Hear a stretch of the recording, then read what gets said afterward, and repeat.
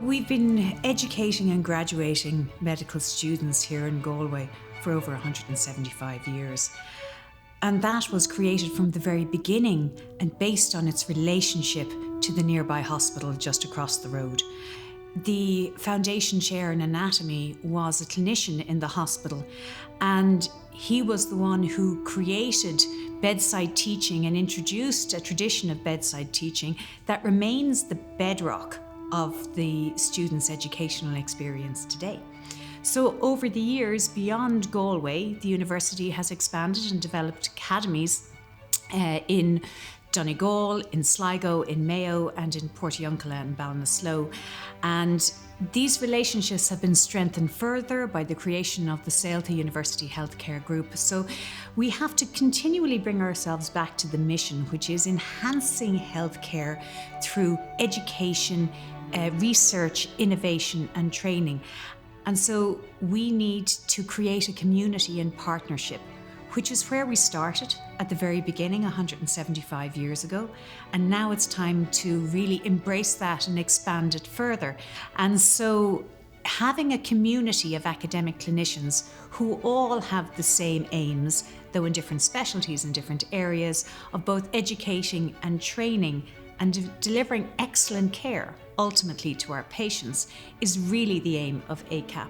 One of the challenges in many healthcare systems is the dual governance systems which apply to healthcare and the academic university sector. So ACAP to me is a key bridge, a key link between those two systems. And success for me will be consultants who provide state-of-the-art clinical care to their patients, but are also educating the healthcare providers of the future and engaging in partnership with research which will have near patient benefit. Well, I suppose to be a doctor is to teach, because all of us have bought into the idea that we hand on to the next generation. It was done for us, and so we want to continue to do so. The purpose of the academic clinician advancement program was to reward people in a way, and also to recognize what they were doing as educators, teachers, nurturers, mentors, and so on. What's really evident in, say, the hospitals in Sailta Group and so on, associated with the medical school, is there's a huge amount of clinical education going on, but not a lot of it gets recognized. And this is about recognizing that. It's also, though, an opportunity to help people who are doing it every day, to get better at it, to maybe think about it, reflect on it, and grow and develop as educators. I mean, I think we certainly, as the people who are maybe designing these criteria, first of all want to say, actually, anybody applying for this program may be doing way more teaching than they think they're doing. Because literally, as you are walking around with, say, graduates or undergraduates on a ward round, even as you demonstrate things, show things, explain things, give guidance to your team, all of that is actually educational activity. People are learning all the time by watching with you, being with you, and so on. So I think the message we want to communicate is we're not asking people to necessarily take on vast new roles, rather to carefully examine the roles they've got. Maybe think about enhancing either those roles, maybe taking on one or two new ones, or simply learning from their experience rather than just continuing to do it the same way all the time.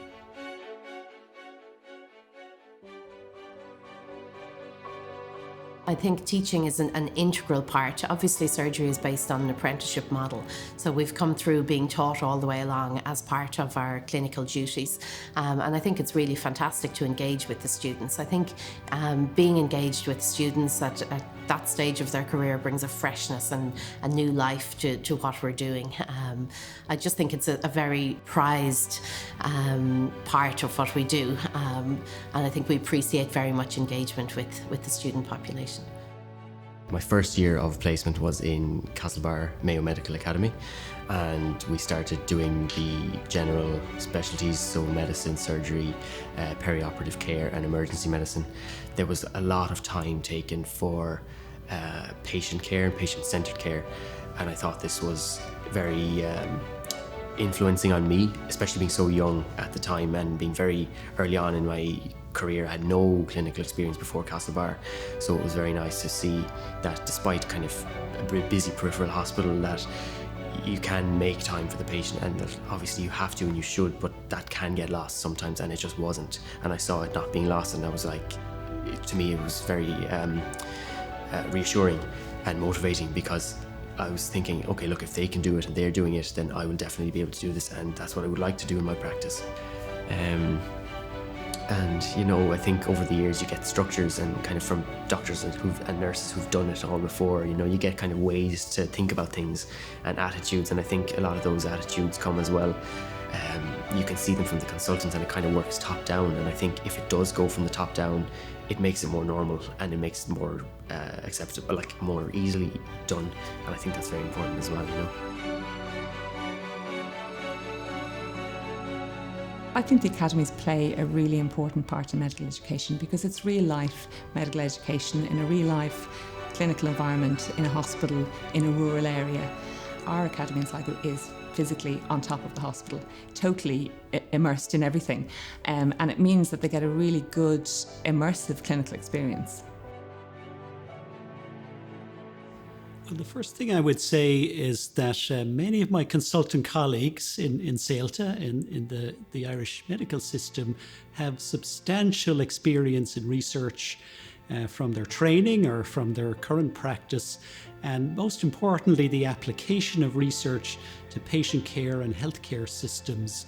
And from that, they often garner new ideas and innovative concepts that could be fed back into the university research system to produce exciting new projects. I feel that ACAP is a stepping stone into, or potentially back into, that world by finding full-time research colleagues within the School of Medicine or the broader college that can start to incorporate their clinical ideas and questions and hypotheses into more multidisciplinary research projects that can then really strongly compete for national funding through Health Research Board, international funding through the European Commission, and other major funding bodies. I would really strongly recommend somebody apply for the ACAP programme. Even the process of applying, you know, made me take stock of where I was and you know, what my aspirations were, and you know, both clinically in relation to teaching and in relation to research. By linking in with the university, you know, I started to get more grants and more funding, even, you know, starting very small, and that really allowed me to develop that side of things. So I could, you know, every year I supervise some students, but also we've developed some other research programs as well.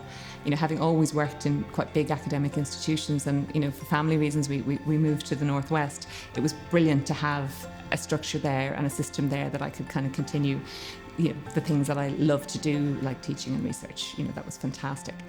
Because I think that that's the way to have a very fulfilling work career, but also it's the way to grow your future staff and people to look after you as you go on as well.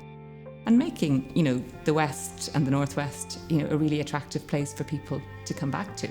And, you know, it is a fabulous place to live. It's a fabulous place to rear your family, but actually it can be a fabulous place to work too. And it doesn't mean that you're just doing a service job. You can do all the other things too. You can do your clinical work, you can do your teaching, you can be involved in undergraduate and postgraduate, and you can get involved in research. The opportunities that I've had through being part of the ACAP programme are so far-reaching that you honestly wouldn't believe it. So I've met with and encountered people that I normally would never meet in the clinical world. I've had opportunity to collaborate, to network, to bounce ideas off people, and to meet people from completely different spheres that I never would have encountered otherwise.